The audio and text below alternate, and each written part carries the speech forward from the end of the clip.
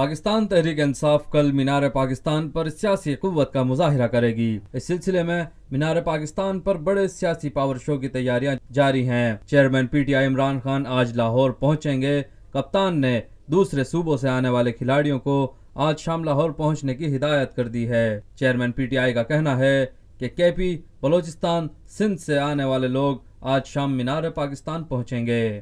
کپتان نے مینار پاکستان جلسے میں اپنی حکومت کے پہلے 100 دن کا پلان دینے کا فیصلہ کر لیا ہے، جبکہ جہانگیر ترین، شاہ محمود قریشی، اسد عمر، فواد چودھری، چودھری سرور اور دیگر پر مشتمل کمیٹی نے سفارشات مرتب کر لی ہیں۔ تحریک انصاف کی حکومت کے پہلے 100 دن کی حکومت میں نوجوانوں کے لیے روزگار کے اقدامات کا بھی جلسے میں اعلان ہوگا۔ پی ٹی آئی کے مرکزی سیکرٹری اطلاعات فواد چودھری کے مطابق سربراہ پی ٹی آئی جلسے میں نئے پاکستان کا مکمل پلان دیں گے۔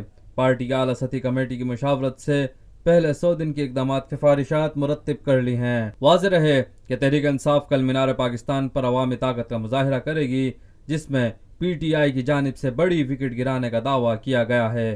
اس کے علاوہ عمران خان اپنا منشور بھی پیش کریں گے۔